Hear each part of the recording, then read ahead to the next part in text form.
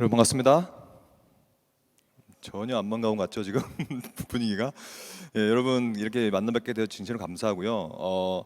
우리가 오랜 시간 하지는 않을 거고 1시간 정도 아니면 1시간에서 10분, 1시간 15분 정도를 대단히 중요한 교리, 대단히 중요한 성경의 진리를 나누려고 합니다. 그래서 이러한 좀 중요한 교리를 다루는 시간에는 여러분들이 좀 더 집중하셨으면 좋을 것 같고, 더 중요한 건 뭐냐면 여러분들이 뭔가를 좀 오늘 깨닫고 가야 되겠다라는 의지를 품는 거예요. 저는 어디에서나 강의할 때마다 이 말씀을 꼭 드리고 시작합니다. 즉 우리 인간은 의지만 있으면 모든 걸 할 수 있는 것이 우리 인간이에요. 그러므로 여러분들이 오늘 다른 것보다 오늘 이 예정에 대한 교리를 제가 말씀드릴 거거든요. 너무나도 영광스러운 교리, 너무나도 우리에게 필요하고 중요한 교리를 제가 다룰 거기 때문에 여러분들이 지금 이 시간에 의지를 품으십시오. 어떤 의지냐면 깨달으리라. 따라해 봅시다. 깨달으리라.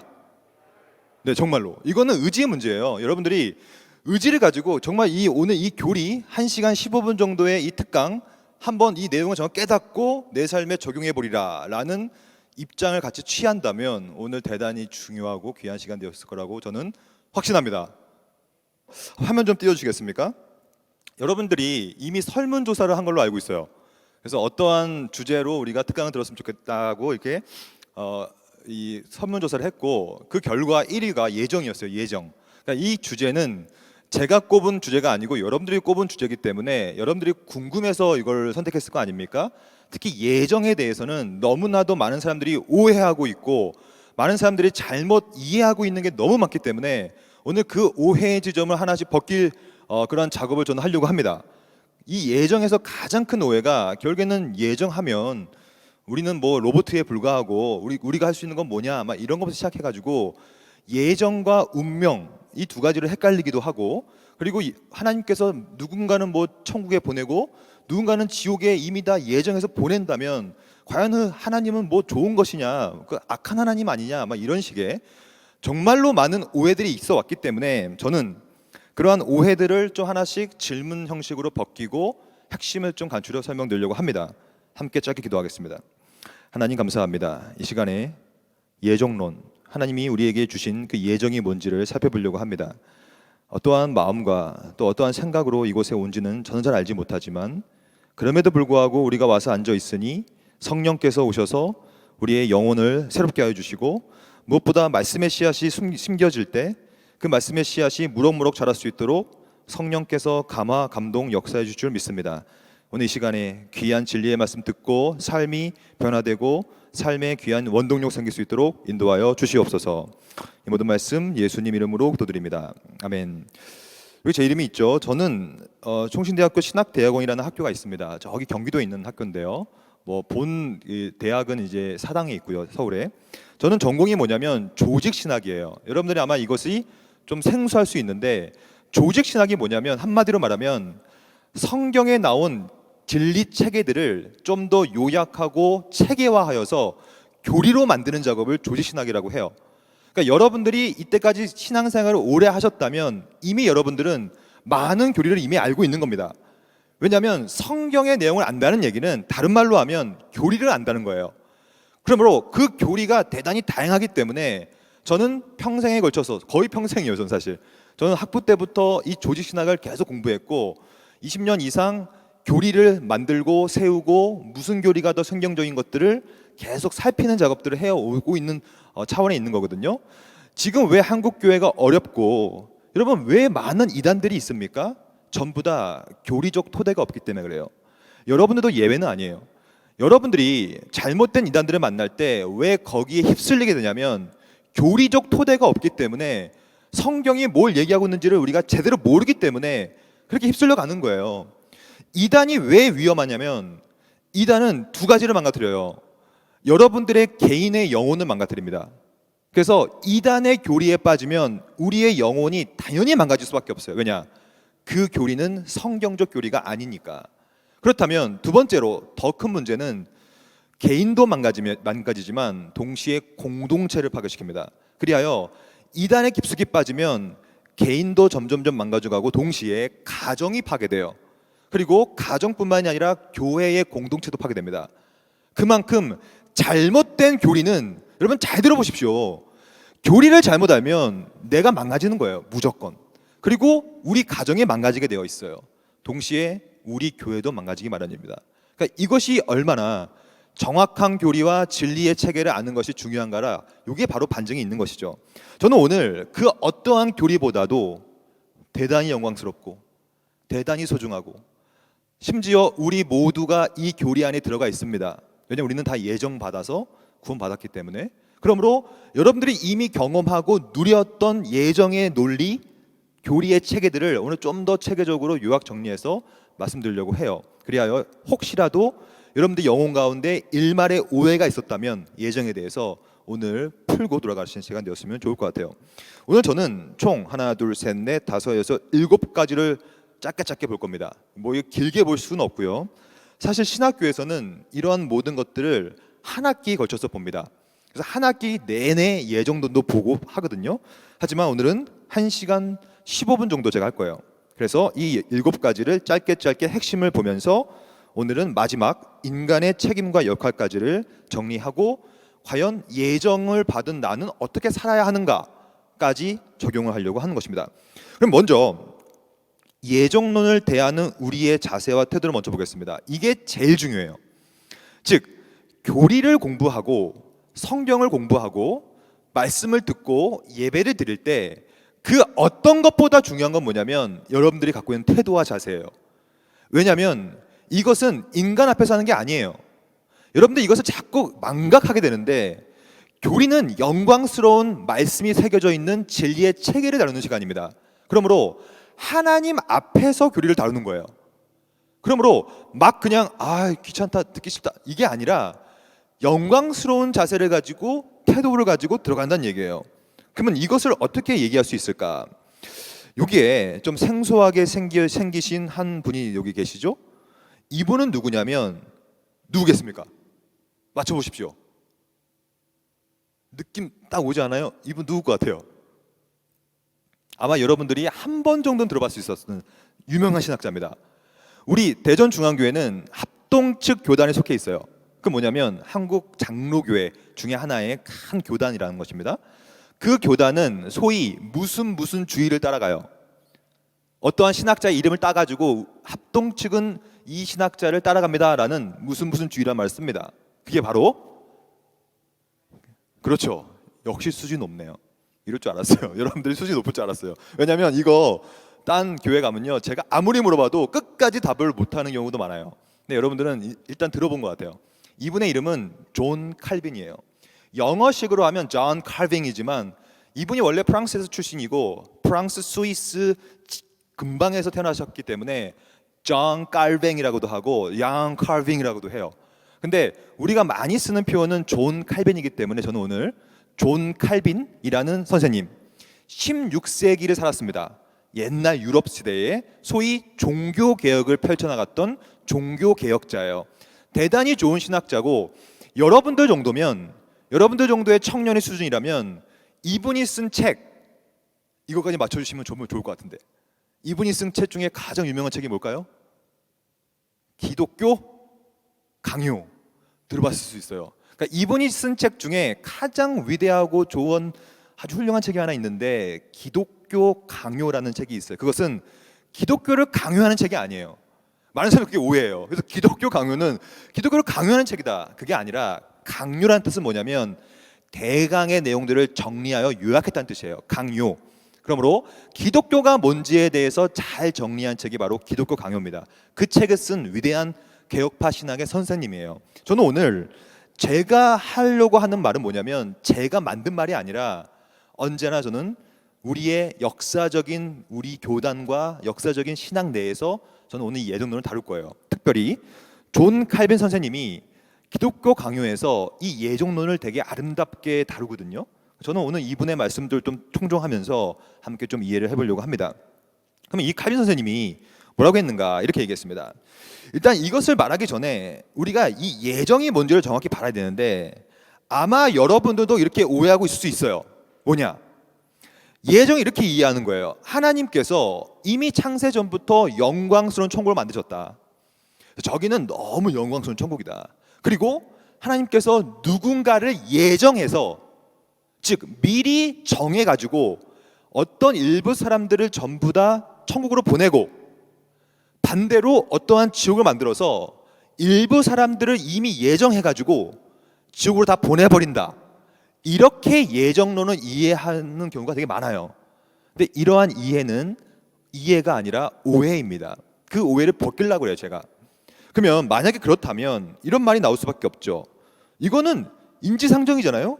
만약 하나님께서 누군가는 천국에 보내고 이미 예정해가지고 누군가는 지옥에 보낼 것을 미리 예정하였다면 그는 어찌 보면 잔인하지 않습니까? 왜냐하면 내가 한 건 아무것도 없는데 이미 예정해서 보냈다니까. 그게 얼마나 잔인하게 보입니까? 나는 그러한 잔인한 하나님을 절대로 믿지 않을 것이에요 라면서 예정론을 반대하고 있죠. 심지어 지금 많은 신학자들도, 많은 목사님들도 예정을 반대하는 분들이 되게 많아요. 물론 우리 교단, 대전중앙교회가 속한 합동측 교단 목사님들이나 신학자들은 이걸 다 받아요. 다 예정을 인정합니다. 하지만 그 외에 많은 교단 사람들은요, 예정을 믿지 않아요. 심지어 아마 이 대전에도 감리교회가 있겠죠. 감리교라고 들어봤을 거예요. 감리교회는 예정을 거부합니다.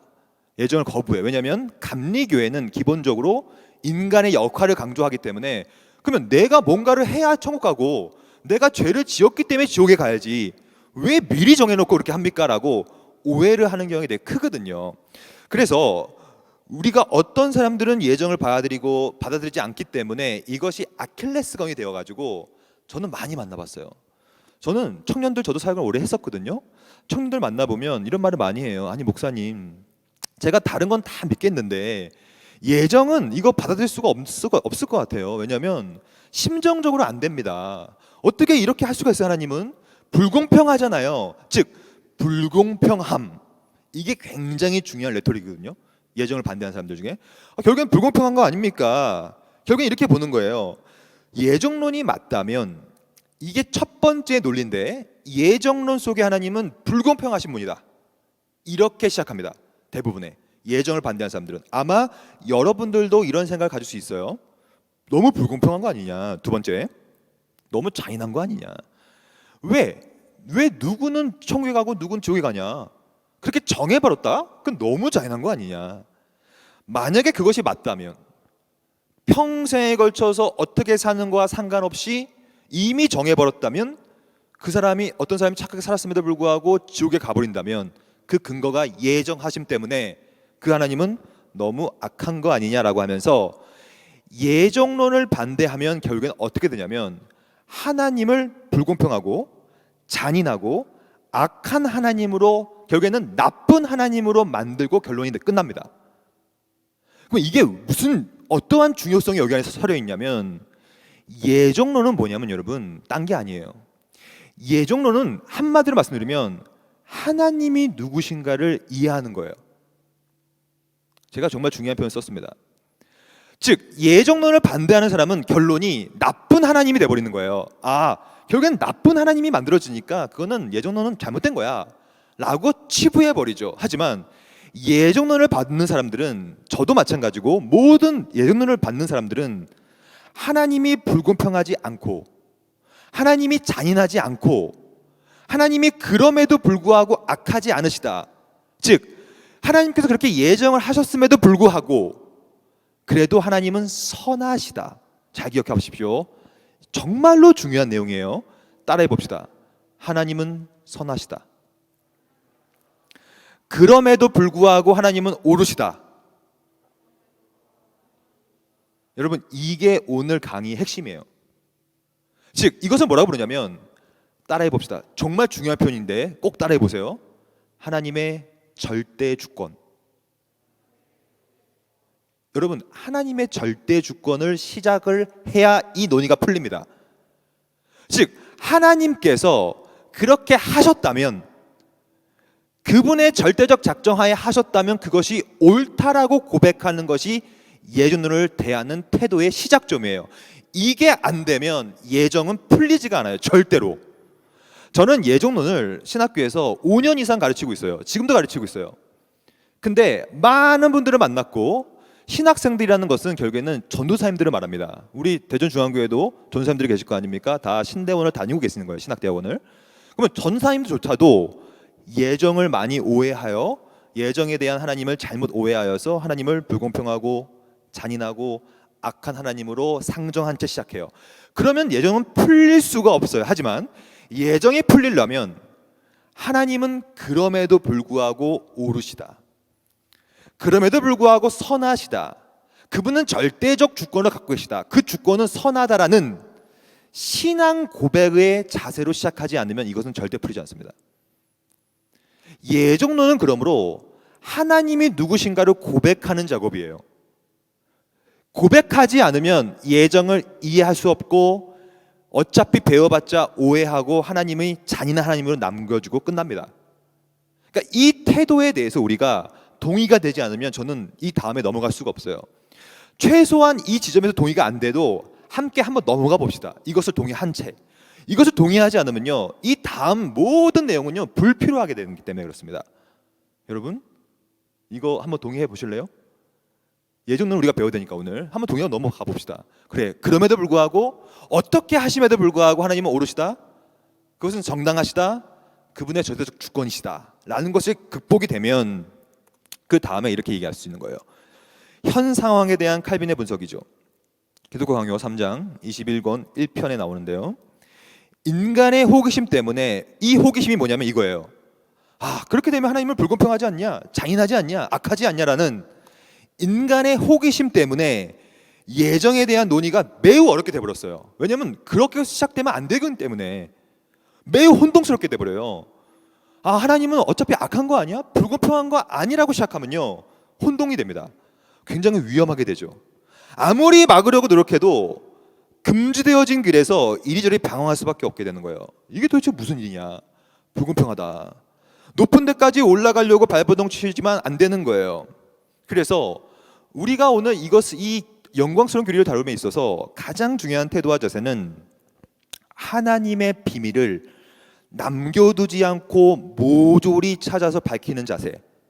이거는 절대로 안 되는 자세예요. 예정은 뭐냐면 하나님께서 영원 전부터 우리를 향한 어떠한 마음을 품으시는가에 대한 논의예요. 우리가 정확히 알 수가 없다는 얘기예요. 우리가 감히 어떻게 하나님을 정확히 알 수 있습니까? 유명한 속담이 있죠. 저는 한국 속담들이 너무나 대단하다고 생각하는데 10개의 물속은 알아도 1개 사람 속은 모른다는 거예요. 그만큼 사람도 알기 어려워요. 근데요, 사실은 물속 진짜 몰라요.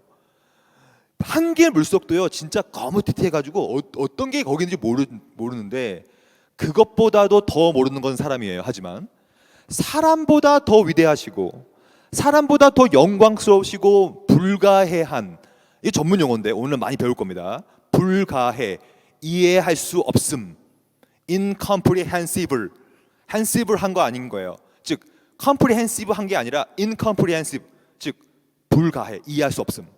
그러니까 이해할 수 없는 영역을 우리가 지금 들어가고 있는 것입니다. 그게 예정이에요. 그러므로 모조리 하나님께 비밀을 남겨두지 않고 내가 모조리 다 파악해보리라, 그러한 자세는 당장 버려야 됩니다. 그렇게 되면 결국에는 매우 혼동스럽게 되고 매우 위험한 상황으로 갈 수밖에 없어요. 먼저 기억하십시오. 첫째 태도, 이것이 해결이 안 되면 이거는 봐서도 안 돼요. 예정은. 왜냐면 어차피 이상한 하나님 만들어질 거니까. 먼저 기억해야 할 것은, 예정에 대해서 탐구해 간다는 것은 바로 하나님의 지혜의 신성한 경례를 침범하는 것이다. 오늘 우리가 그 작업을 하고 있는 겁니다. 근데 이것을 막 하면 되겠습니까? 굉장히 겸비한 자세, 굉장히 겸손하고 계시의 빛에 근거해서 어떻게든 지혜를 좀이라도 추구하는 방향으로 들어가야 된다는 거예요. 어느 누구라도 칼빈은 이렇게 말해요.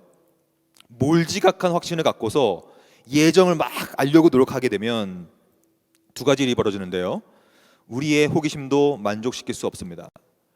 답변이 나올 수가 없어요. 어떻게 답변이 나옵니까? 이것은 incomprehensible한 거예요. 이해할 수 없음, 도저히 정확히 이해할 수 없음 속으로 들어가기 때문에. 두 번째, 미궁 속에 빠져서 도저히 헤어나오지 못하고 말 것이다. 저는 그래서 이 칼빈 선생님이 이 3권에서 기독교 강요예요. 이 인스티튜트라는 표현이 이 책에서 예정을 대하는 자의 자세가 어때야 되는지를 대단히 자세하게 말하고 있어요. 왜냐하면 이게 제일 중요하니까. 이 자세와 태도를 품지 않으면요, 오늘 여러분들은 온갖 오해와 온갖 혼동과 온갖 미로 가운데서 미궁에 빠진 채로 이 예배당을 나가게 될 거예요. 그래서 결국에는 여러분들 마음속에 이상한 하나님이 생길 수밖에 없게 돼요. 그러므로 어느 누구도 몰지각한 확신을 갖고서 침범하지 않는 것이 중요하고, 두 번째 태도, 왜 그러냐? 주께서 친히 자신 속에 감추어 두시기를 원하는 일이에요. 예정은 하나님의 생각입니다. 우리가 알 수가 없죠. 감추어 주고 있는 거예요. 근데 사람들은 맨날 이것을 무절제하게 찾아 헤매는 거예요. 마구 팔려고 해요. 하나님을 차가운 해부대 위에 올려놓고 마치 개구리를 해부하는 것처럼 하나님의 모든 생각들을 낱낱이 해부하고 분석해 보려는 시도, 안 되는 것입니다. 제일 위험한 자세죠. 저는 신학을 열심히 공부하면서 이런 것을 많이 경험했어요. 어떤 신학자들은 계속해서 하나님을 막 분석합니다. 근데 분석의 결과가 뭐냐면 이상한 하나님을 만들어 버리는 것이죠. 너무 위험한 거예요. 오히려 모르는 거는 모른다, 성경이 말하지 않고 있기 때문에 알 수가 없다라고 겸비해야 할 필요가 있는 것이죠. 그리하여 그 지극히 숭고한 지혜 그 자체를 영원 전부터 밝히려 한다는 것은 절대로 옳지 않은 것이다. 그래서 이 다음 이 문장이요, 너무 중요한 문장인데요. 예정론을 하는 이유는 뭐냐면, 이것을 배우는 이유는 뭐냐면 하나님을 내가 한번 파악해 보리라가 아니란 얘기예요. 많은 사람들은 그렇게 시작해요. 내가 이번에 이 기회에 한번 하나님 제대로 한번 파악해 볼까? 한번 내가 이거 한번 제대로 한번 분석해 볼까가 아니라, 그건 너무나 안 좋은 태도고요.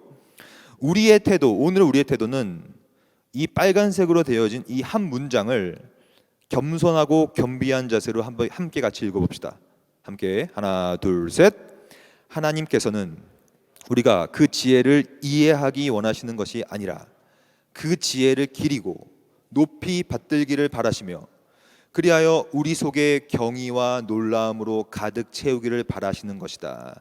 칼빈이 경의와 놀라움이라 말을 쓸 때는 다른 말로 변경시킬 수 있는데 그것이 뭐냐면 예배예요. 예배. 우리가 이러한 교리를 공부하고 말씀을 알아야 되는 이유는 뭐냐면 딴 게 아니에요.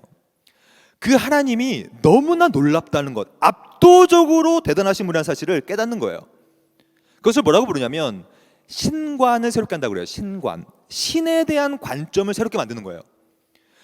많은 사람들은, 어떤 사람들은요, 하나님을 친구처럼 대해요. 안 되는 것입니다. 하나님은 우리와 친구 사이가 아니에요. 물론 우리가 예수를 믿으면 그리스도와 연합하여서 하나님과 더불어 교제하고 교통할 수 있죠. 하지만 그럼에도 불구하고 하나님과 인간 사이에는 놀라운 질적인 차이가 있습니다. 그럼 어떤 질적인 차이냐면, 하나님은 여전히 창조주시고 우리는 피조물이다. 이러한 질적인 차이를 이해할 때만 예배를 드릴 수가 있습니다. 왜 우리가 예배가 다 안 되는 줄 아십니까? 왜 예배가 회복되지 않는 줄 아십니까? 신관이 잘못됐기 때문에. 신관이, 하나님이 누구신지를 정확히 알면 그분이 얼마나 사랑이시고 그분의 아들을 보내서 그 아들의 몸을 찢기기까지 우리를 위해 사랑하신 사실을 깨닫게 되면 어찌 감히 가만히 있을 수 있겠습니까? 그 사랑을 깨닫는 사람은요, 앞에 나와 부복할 수밖에 없어요. 엎드릴 수밖에 없어요. 칼빈의 가르침은 경이로움을 느낄 수밖에 없죠. 너무 큰 지혜니까.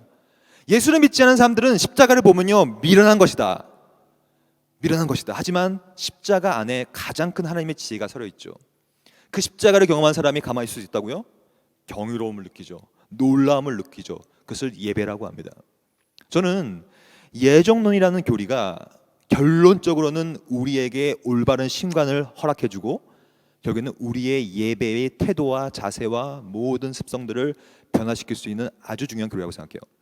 즉, 예정을 제대로 파악하면 하나님의 경이로움과 놀라움으로 가득 차기 때문에 이제 우리는 하나님 앞에 엎드릴 수 있게 되는 것이죠. 하나님, 너무나 압도적인 무한자이십니다. 감히 저로서는 이해할 수 없습니다 라고 경이로운 자세로 두렵고 떨림으로 하나님의 말씀을 청종할 수 있게 되는 것이죠. 제가 지금 가장 중요한 얘기를 했어요. 이 지점이 해결될 때 그 다음으로 넘어갈 필요가 있습니다. 일단 예정론을 대한 우리의 자세와 태도는 기본적으로 경이로움과 놀라움으로 예배하는 태도로 이 예정을 다뤄야 된다. 그 자세가 우리가 이제 함께 합의가 되었다면, 반드시 합의가 되어야 됩니다. 합의가 되었다면 넘어가겠습니다. 두 번째, 그러면 예정론이 정확히 뭐냐? 언제나 개념 정리가 제일 중요해요. 예정에 대한 논의를 할 때 예정이 정확히 뭔지를 알아야 그 다음으로 넘어갈 수 있기 때문에 그렇습니다. 그러면 이 칼빈이 이렇게 예정에 대해서 정확히 표현을 해요. 이러한 표현들은 다 주옥 같은 표현들입니다. 이거 다 외워버려야 돼요, 사실은. 근데 여러분들 외울 필요 없어요. 예. 왜냐면 외우면 좋겠지만 뭐 이걸로 시험 볼 건 아니니까. 근데 이거 다 시험 보거든요, 저는 신학교에서. 왜냐면 이게 너무 중요한 내용이니까. 제가 한번 읽어볼게요. 예정의 정의입니다. 하나님은 각 사람이 어떻게 될 건지에 대해서 그가 원하시는 바, 이게 핵심이에요. 예정은 인간이 원하는 게 아니에요. 그러니까 우리가 원하는 게 예정이 아니라, 예정은 주체가 하나님이요, 하나님이 원하시는 바가 예정이에요. 그러므로 그것이 옳은 거예요. 우리가 정한 거면요 옳지 않죠. 실제로 불공평해 보이죠. 여러분, 청년들 시대에 얼마나 힘듭니까? 불공정의 시대, 비상식의 시대, 불공평한 게 너무 많잖아요. 왜냐하면 인간들이 하니까. 근데 예정은 하나님이 하시고 하나님이 원하시는 바예요. 그러면 아까 우리가 봤죠, 태도, 자세. 그 하나님이 영원 무궁토록 옳고 선하다는 사실을 인정한다면 그가 원하시는 바도 옳고 선한 거예요. 거기서부터 시작해야 돼요. 예정은 우리 것이 아니니까. 그가 원하시는 바를 친히 그의 영원한 작정으로 말미암아 결정한 거예요. 토를 달 수가 없다는 얘기예요. 하나님이 원하시는 거예요. 그것이 옳은 거예요. 우리는 이러한 하나님의 자신 스스로의 원하시는 바에 대한 작정은 한국말로 다르게 바꾸면 계획입니다. 계획. 작정과 계획은 같은 말이에요. 영원한 계획을 가리켜 예정이라 부르는 것이다. 모든 사람이 다 동등한 조건으로 창조를 받은 것이 아니다. 여기 불공평함이 느껴지죠. 왜 모든 사람을 다 동등하게 창조 안 했지? 근데 그것도 신관이 잘못 시작된 거예요. 동등하게 창조하지 않은 것이 하나님이 원하시는 바였다면 그것이 옳다라고 인정해야 되는 거예요. 옳다. 왜냐? 모르는 거. 우리는 왜 그게 옳은지는 우리는 알 수 없지만 옳다로 시작할 수밖에 없는 거예요. 예정은. 오히려 어떤 이들에게는 영원한 생명이 미리 정해져 있다. 또 어떤 이들에게는 영원한 저주가 미리 정해져 있다. 그러므로 누구나 이 두 가지 중 한 가지 방향으로 향하도록 창조를 받았기 때문에 우리는 사람이 생명에 이르거나 혹은 사망에 이르도록 예정되었다고 말하는 것이다. 여기서 제일 중요한 건 첫 번째 문장이에요. 결국엔 각 사람이 앞으로 어떻게 될 것인지 하나님께서 친히 원하시는 대로 결정했기 때문에 우리가 감히 토를 달 수 없는 것이다. 그게 예정의 시작이라는 거예요. 이것이 해결이 되지 않으면 그 다음들은 다 이게 되지가 않거든요. 잘 보십시오. 이것을 개념 정리, 용어 정리하겠습니다. 이것을 뭐라고 부르냐면 이중 예정이라고 불러요. 이중 예정. 즉 예정은 언제나 두 가지로 이루어진다는 뜻이에요. 두 가지. 아까 우리가 봤죠? 두 가지의 예정으로 말하고 있죠. 이것을 전문적으로 뭐라고 부르냐면 선택이라 불러요. 선택. 하나님께서는 자신의 깊으신 뜻에 따라서 누군가를 선택하시는 거예요. 그 시작점이 우리가 알다시피 이스라엘이라는 나라였죠. 이스라엘은 선민이었어요. 선택받은 민족이었죠. 그러니까 선택을 하죠. 근데 여기서 조금 강한 표현이 쓰였는데 election은 그나마 나요. 선택은. 근데 reprobation이라는 유기라는 표현이 등장했는데, 근데 저는 유기라는 표현을 자주 사용하지는 않아요. 왜냐하면 유기는 너무나 많은 오해가 담겨진 표현이기 때문에 그래요. 마치 하나님께서는 누구를 선택하고 누군가는 그냥 버려버린다. 유기견 느낌이 자꾸 나잖아요. 유기견. 그러니까 누군가 하나님께서 자신의 깊으신 뜻에 따라서 버려버리고 지옥에 던져버린다라고 오해하는 경향이 크기 때문에 저는 유기보다는 두 가지 용어가 따로 있는데요. 첫 번째는 지나치심이라는 용어예요. 그래서 16세기, 17세기를 뭐라고 부르냐면 종교개혁 시기라고 불러요. 종교개혁 시대에 많은 신학자들은 유기라는 표현보다는 지나치다라는 표현을 더 많이 썼어요. 그러니까 하나님께서는 모두가 어차피 다 지옥 갑니다. 여러분 이거 인정해야 됩니다. 로마서 3장 의인은 없으되 하나도 없다. 우리 모두 다 죄인이에요. 아무리 이쁜 아이도, 제가 아까 우리 전 목사님 딸 4살짜리 딸을 만났는데 너무 이쁜 거예요. 너무 귀엽더라고요. 근데 죄송한 얘기지만 우리 아버지는 죄송한 얘기지만 그 4살짜리 딸 아이도요 처절한 죄인입니다. 그렇잖아요. 성경이 가르치면 그렇잖아요. 모든 아이 태어날 때부터 의인 없는 거예요. 다 죄인입니다. 그렇다면 잘 보십시오. 모두가 다 죄인이에요. 그러므로 죄의 삭은 사망이에요. 모든 사람들은 결국에는 다 죽음으로, 지옥으로, 영원 멸망으로 가는 거예요. 그것이 우리의 운명적인 삶입니다. 그것이 우리가 그렇게 태어난 거예요. 어쩔 수 없어요. 하지만 하나님께서는 무조건적인 은혜로 누군가는 선택하는 거예요. 그것이 선택 개념이에요. 일렉하는 거예요. 일렉션 하는 거예요. 이렇게 선택하는 거예요. 하지만 선택하고 그 다음에 가만히 계시는 거예요. 어차피 모두 다 지옥 갈 사람들 중에 누구를 선택한 것이지 마치 누군가를 뽑아가지고, 즉 의인들 가운데 누구는 뽑아서 천국에 보내고 누군가는 뽑아가지고 지옥에 버리는 개념이 아니란 거예요. 많은 사람들이 유기를 이렇게 오해하기 때문에 말씀드리는 거예요. 오히려 모두 다 지옥 가는데 은혜를 베푸셔서 누군가를 선택하셨고 나머지는 원래 지옥으로 가시는 분들은 지나친 거죠. 이 지나침을 다른 말로 하면 이것도 전문 용어인데요, 간과라고 불러요. 간과. 하나님께서 일부를 간과하셨다는 성경 구절이 몇 번 나오거든요. 성경에 간과하심. 그러니까 여러분들이 육이라는 말을 오해하기 때문에 제가 말씀드리는 거예요. 그러니까 오히려 저는 선택과 선택이 아닌 것이라고 표현하는 게 더 좋다고 보고, 선택받는 자와 선택받지 않는 자가 좀 더 조화로운 표현이고, 거기서 좀 더 전문적으로 표현하면 유기보다는 일부를 선택하시고 나머지는 지나치시고 간과하신다라고 표현하는 것이 더 좋다고 봐요. 이거는 제가 만든 교리가 아니라 끊임없이 성경이 말하는 바예요. 제가 지금까지 예정에 대한 이중 예정의 개념을 말씀드렸고, 이 모든 것들은 하나님의 지극히 선하고 옳은 뜻, 원하는 바에 따라서 된 것이고, 그 결과가 바로 선택과 지나치고 간과하십니다. 이것은 왜 칼빈도 그렇고 저도 그렇고 많은 사람들이 예정을 말하고 있냐면 한 이유밖에 없어요.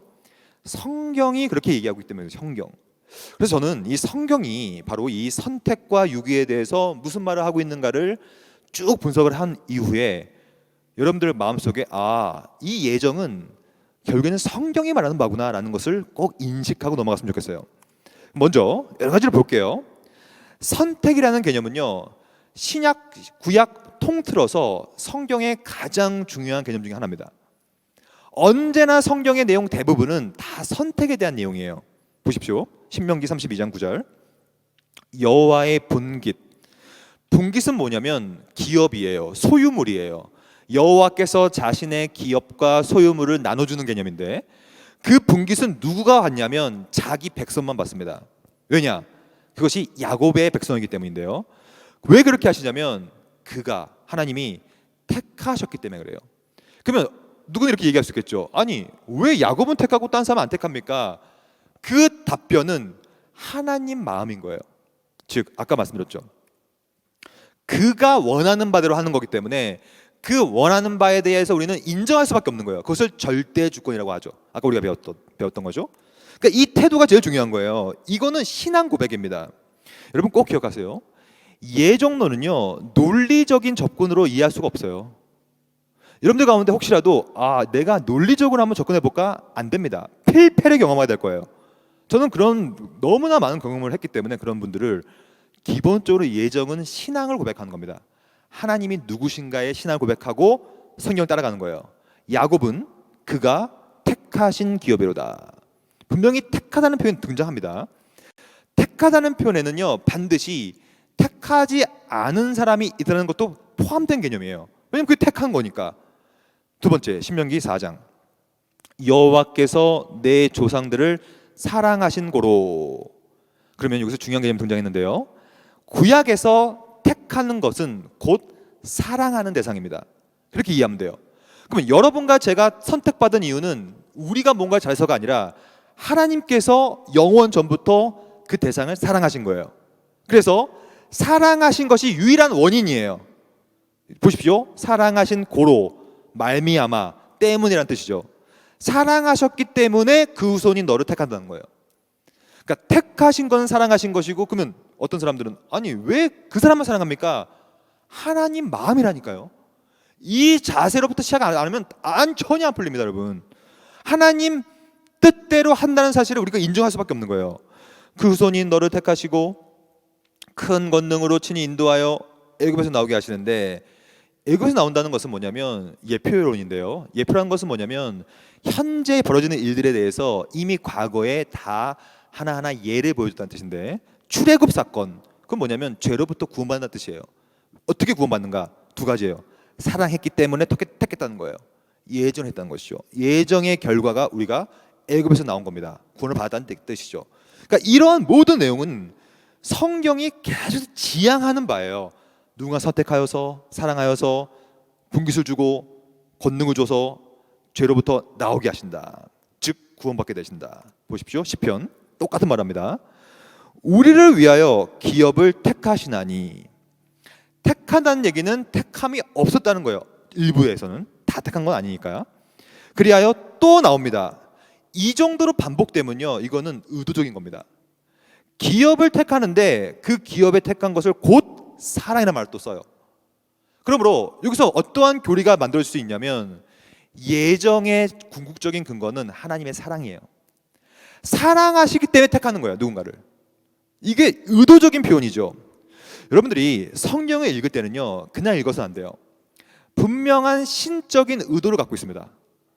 심지어 성경에 반복되는 표현이라든지 반복되는 구조가 있다는 것은 일부러 성령 하나님께서, 성경의 제1차 저자인 성령 하나님께서 2차 저자인 인간과 더불어 유기적으로 쓴 것이 성경인데, 성령 하나님께서 의도적으로 일부러 그렇게 쓰신 거예요. 그럼 여기 보십시오. 시편 47편과 신명기 44장은 굉장히 시대적 차이가 큰데 사랑과 택함을 일부러 연결시키고 있고, 동시에 시편도 똑같이 연결시키고 있죠. 이건 다 이유가 있는 거예요. 그것이 바로 예정의 근거를 얘기하고 있는 것이죠. 시편 105편 5절. 그의 종 아브라함이야말로 선택자의 대표적 모델이죠. 너는 그 본토 친척 아비의 집을 떠나가지고 택한 거예요. 떠난 거거든요. 그의 종 아브라함의 후손, 곧 택하신 야곱의 자손. 택하신 자손이 있고 택하지 않았던 자손도 있다는 뜻이죠. 너희는 그의 행하신 기적과 그의 이적과 그의 입의 판단을 기억할지어다라고 얘기하면서 끊임없이 구약 성경은 전반에 걸쳐서 선택에 대한 얘기를 하고 있고 사랑에 대한 얘기를 하면서 누군가는 선택하고 있다, 그 근거는 하나님의 사랑이라는 얘기를 끊임없이 하고 있습니다.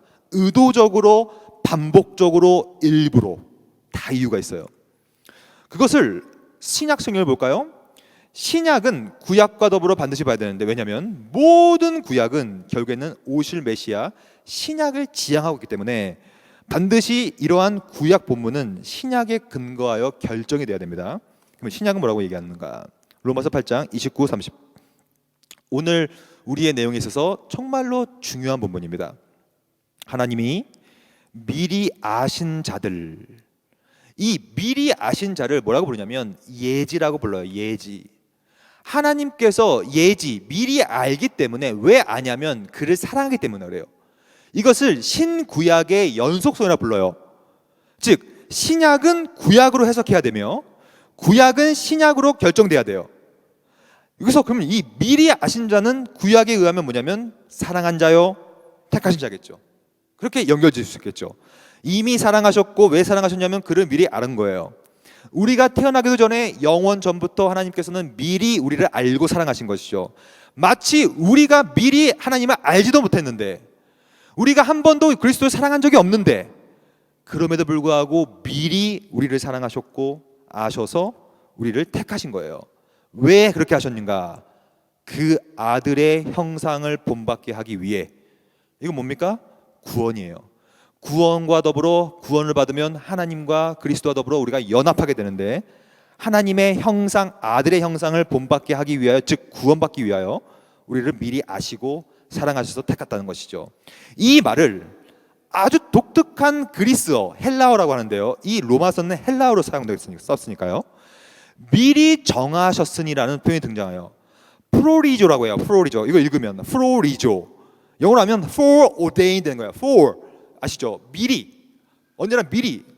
미리 ordain은 정했다는 거예요. foreordained 한 거예요. 미리 정했다.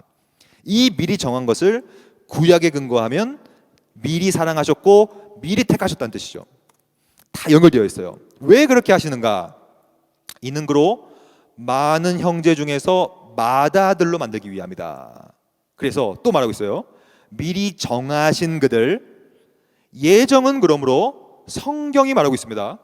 칼빈이 말해서 믿는 것이 아니라 제가 말해서 믿는 것이 아니에요.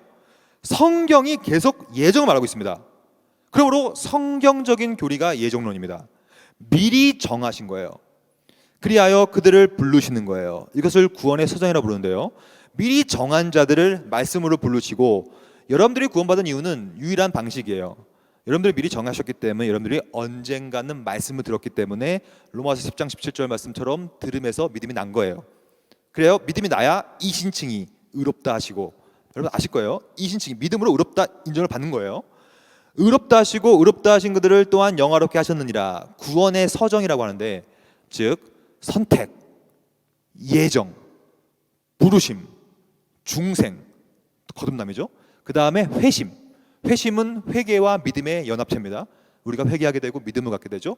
그리하여 칭이 되고 양자가 되어서 성화의 삶을 살고 견인을 은혜를 받아서 영화까지. 이건 아마 여러분들이 아마 들어보셨을 거예요. 구원의 순서라고 하는데요. 이 모든 일의 시작 지점이 바로 미리 정하신 거예요. 미리 정하셨다는 것은 알았다는 것이고 사랑했다는 것이고 택했다는 뜻이다 라고 해석할 수 있겠죠. 더 볼까요? 고린도전서 2장 7절 똑같은 말입니다. 보십시오. 오직 은밀한 가운데 있는 하나님의 지혜를 말하는 거예요. 우리가 알 수 없어요. incomprehensible한 거예요. 이해할 수가 없음. 곧 감춰져인 거예요. 그러니까 우리가 이걸 다 이해할 수는 없습니다. 이해할 수 없지만 믿고 고백할 수 있는 거예요. 그래서 예정은 고백골이라고 해요. 고백교리다. 고백을 하는 것이다. 곧 감추어졌던 것인데 왜 감춰져 있냐? 하나님이 우리의 영광, 여기서 말하는 영광은 구원을 말합니다. 이 영광이 바로 아까 말했던 영화예요. 영화. 우리가 나중에 여러분들 사도신경 고백하죠? 몸이 다시 사는 것과 부활체를 입는 것과 똑같은 말이고요. 부활체를 입는다는 뜻은 영화롭게 된다는 뜻이에요. 영광스럽게 우리가 변화된다는 뜻이죠. 그래서 이 하나님이 우리의 영광을 위하여라는 뜻은 구원을 위하여, 우리를 구원하시기 위하여라는 뜻이에요. 만세라는 뜻은 영원이라는 뜻이에요. 영원부터 모든 만물이 생겨나기 전부터 똑같은 헬라어 그리스어가 사용되었습니다.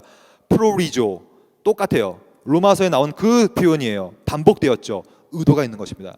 그냥 막 쓴 게 아니에요. 성경은 성령께서 의도적으로 썼어요. 의도적으로 미리 정하셨다는 동사를 일부러 쓰고 있는 거예요. 미리 정하신 것이다. 이 미리 정한 것인 것을 우리는 예정이라 부르고 우리가 지금 다루고 있죠. 그러므로 미리 정한다는 것은 그 모든 이유는 우리에게 영광을 주시기 위함이요, 구원을 주시기 위함이요, 그것이 곧 미리 아시는 것이요, 택하시는 것이고 사랑하시는 것이다. 그래서 이 모든 내용을 저는 베드로전서 1장 2절에 근거하여 좀 정리해 보려고 합니다. 이 말을 로마서, 고린도전서뿐만이 아니라, 그러니까 바울 사도뿐만이 아니라 베드로 사도도 똑같은 말을 하고 있어요. 이것은 되게 주목할 대사죠. 부분이죠. 왜냐하면 로마서와 고린도전서는 똑같은 사람이 썼기 때문에 비슷하게 쓸 수 있겠죠. 하지만 베드로전서는 다른 저자가 썼어요.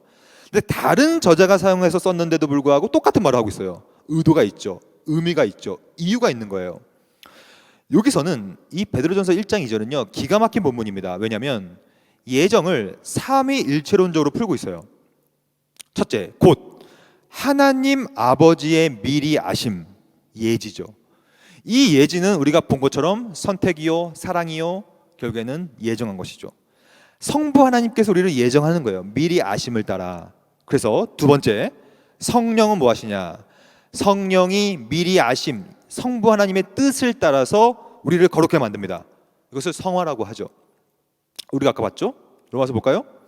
의롭다 하시고 의롭다 하신 그들을 영화롭게 하셨느니라.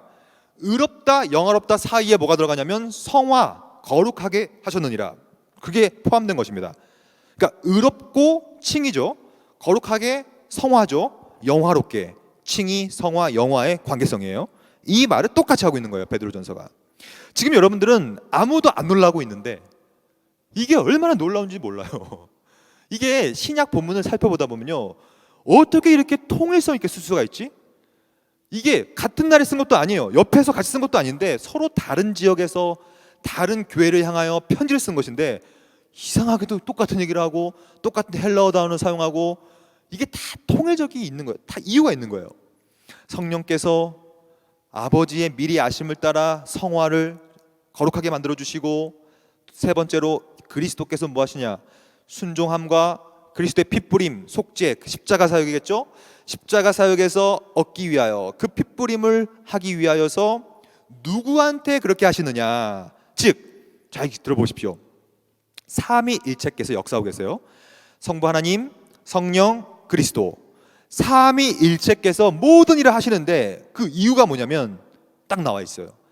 택하심을 받은 자들에게 은혜와 평강을 주려고, 즉 택한 자들에게 구원을 주려고 삼위일체 하나님께서 역사하고 계시다는 뜻이에요. 굉장히 놀라운 본문입니다. 사실 저는 제가 뭐 베드로를 이렇게 무시하면 안 되겠지만, 죄송한 얘기지만 베드로는 전직이 어부였어요. 어부였다는 것은 그 당시에 굉장히 높은 직업도 아니었고 교육 수준이 나왔단 말이에요. 물론 고린도전서나 로마서를 쓴 사도 바울은요, 당대에 뛰어난 랍비였고 학자였어요. 굉장히 똑똑한 사람이었고 가말리알 문파에서 굉장히 수준 높은 교육을 받았던 사람이었죠. 그래서 로마서나 고린도전서를 보면 굉장히 언어가 정제되어 있고 헬라어도 고급적으로 사용돼요. 근데 베드로전서는 그렇진 않거든요. 물론 성령과 더불어 썼기 때문에 어느 정도는 되어 있지만 로마서에 비교해서는 확실히 문체도 투박하단 말이에요. 근데 내용은 똑같아요. 이게 놀라운 거예요. 내용은 똑같은 말을 하고 있어요. 심지어 같은 헬라어 단어를 사용하면서 미리 하심과 그 모든 이유는 다 택하심을 받은 자들에게 은혜를 주시기 위함이다. 그게 저와 여러분 아니겠습니까? 우리가 구원받은 이유는 딴 게 없어요. 우리가 구원받은 이유는 우리가 뭐 잘했습니까? 제가 솔직히 한 건 하나밖에 없어요. 제가 한 것은 죄를 지은 것밖에 없어요. 여러분도 마찬가지 아닙니까? 우리가 하나님 앞에서 한 건 뭐냐면 죄를 지은 것밖에 없는데, 우리같이 더럽고 추악한 죄인을 성부 하나님께서 영원 전, 만세 전부터 우리를 미리 하시고 사랑하셔서 택하셔서 성령께서 우리한테 거룩한 능력을 주시고 그리스도께서 오셔서 피 흘려서 그 삼위일체 사역을 위하여, 또한 그것을 통하여서 한마디 택하심을 받은 자들에게 은혜를 주기 위하여. 그게 저와 여러분 아닙니까? 얼마나 감격적입니까? 지금 우리가 아무도 지금 감격을 안 하고 계신데 너무 안타깝잖아요. 이건 너무 감격적인 거예요. 그래서 이 삼위일체 하나님의 우리를 향한 역사는요, 심지어 자기 아들을 주기까지 하기 때문에 너무나 영광스러운 사역을 예정을 하신 대상을 위해서 그 일을 펼쳐가는 거예요. 그러므로 정리해 볼까요? 선택, 우리가 아까 봤던 이중 예정, 이 선택 개념은요, 신구약의 모든 내용이 지향하는 바고 구원론을 다룸에 있어서 구원의 가장 궁극적인 근거이며, 우리가 잘해서 구원받은 것이 아니라 철저히 하나님의 택하심, 사랑하심, 미리하심, 정하심, 삼위일체의 사역으로 우리가 구원받는 것이다. 그러면 선택은 분명히 성경적인 교리인 것을 알겠는데, 두 번째, 그럼 간과는 어떤가? 이 육이라고 하고 있는 간과하고 지나친 것도 과연 성경이 말하고 있는가? 말하고 있죠. 유다서 1장 4절, 이는 가만히 들어온 사람 몇이 있음이라. 이거는 이제 악한 이단들이나 악한 사람들을 말하는 겁니다. 하나님을 대적하는 사람들, 그들은 옛적부터 이 판결을 받기로 미리 기록된 자라는 표현이 등장해요. 그러니까 이 표현도 분명히 영원 전부터 어떤 일의 결정이 있었다는 사실을 내포하고 있죠. 그리하여 그들은 경건지 아니하여 우리 하나님의 은혜를 도리어 방탕한 것으로 바꿔버리고 결국에는 하나님을 인정하지 않고 주 예수 그리스도를 부인하는 자다라고 얘기하면서, 심지어 택함 받은 자가 아닌 반대로 이렇게 이미 결정되고 기록된 자가 있다는 말까지 합니다. 이거는 많은 오해가 되어 왔던 본문이에요. 왜 그러냐면 이건 너무 불공평한 거 아니야? 아니 그러면 이거는 이 사람들은 그럼 뭐 아무런 선택도 없는데 미리 정해져 가지고 경건하지 않게 되고 하나님의 은혜를 방탕한 것으로 바꾸게 되고 예수 그리스도를 부인한 자냐? 이 오해는 제가 좀 이따 벗기겠습니다. 일단 가볼게요. 그러니까 이러한 표현들이 등장하고 있다는 사실을 먼저 캐치하십시오. 성경에. 두 번째, 베드로전서 2장 8절도 유명한 말씀인데요. 또한 부딪히는 돌과 걸려 넘어지게 하는 바위가 되었다 함이라. 이 부딪히는 돌과 걸려 넘어지게 하는 바위는 아까 우리가 봤던 이런 거예요. 방탕하고 하나님을 부인하고 그리스도를 부인하는 그 공동체를 어지럽히고 이런 걸 말하는 거거든요. 근데 그들이 왜 이렇게 하는가? 그들이 말씀을 순종하지 아니함으로 넘어지는데 이는 그들을 이렇게 정하신 것이라라고 얘기하고 있어요. 여기서는 다른 헬라어 표현을 쓰고 있는데 이걸 읽으면 티셈이라고 불러요. 티셈이 place, 그러니까 set forth 된 거예요. 미리 그렇게 딱 놔두었다. set forth 됐다. 정했다는 뜻인데요. 그러니까 이것도 분명히 물론 이것도 큰 오해가 됩니다. 많은 사람 오해해요. 왜냐하면 그럼 이거는 부딪히는 돌과 걸려 넘어지는 사람들은 이미 그렇게 정해져 버렸기 때문에 운명에 빠져버린 거냐. 너무 그건 불공평하지 않냐라는 것도 제가 좀 이따 말씀드릴게요. 일단 성경은 분명히 이렇게 얘기하고 있다라까지 볼 필요가 있어요. 이렇게 정하셨고 미리 기록되어 있다. 마지막도 하나 볼까요? 심지어 이 표현도 굉장히 유명한 표현인데 오해가 많은 표현이죠. 기록된 바 내가 누군가 야곱이죠. 야곱은 사랑하여 미리 예지하여 선택하였다. 하지만 성경은 이상한 말을 해요. 에서는 미워하였다는 말을 써요. 그러니까 이걸 딱 들으면요 오해하게 되죠. 이거 너무 심한데?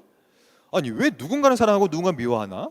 왜 누군가는 미워하고 왜 누군가는 정해버리고 왜 누군가는 미리 기록해야서 왜 누군가는 선택하지 않고 간과하고 지나쳐서 그 사람을 조게 보내는가?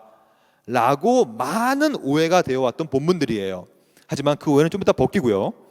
일단 그럼에도 불구하고 하나님의 의도적으로 기록되어진 성경 말씀은 분명히 미리 기록되었고 미리 정했고 누군가는 사랑하고 누군가는 미워했다는 사실이 증명되고 그렇게 말하고 있기 때문에 우리는 이것을 한번 고민해 볼 필요가 있다는 것입니다. 여기까지 보면 대체적인 예정에 대한 개념은 잡혔다고 생각해요. 예정이 뭐고 어떤 태도와 자세로 해야 되며 성경은 정확히 뭘 얘기하고 있는 것까지 우리가 봤습니다. 이러한 논의가 이제 딱 잡히면 이제 세 가지 오해를 풀 필요가 있어요. 왜냐하면 지금까지 내용을 가지고도 아마 여러분들 가운데서는 오해가 싹 털 수 있어요. 이상한데 왜 그럴까? 왜 그렇게 해야만 하지? 라고 오해가 될 수 있어요. 그러면 대표적인 오해가 있는데 세 가지입니다. 여러분들 제가 포스터를 받았는데 그 포스터, 우리 성경 세미나 포스터에도 질문들이 많이 적혀 있더라고요. 그 질문들 모든 것들을 세 가지로 요약하면 이렇게 됩니다. 이렇게 딱 돼요. 첫째는 가장 많은 오해가 뭐냐면 하나님께서 미리 다 정했구나.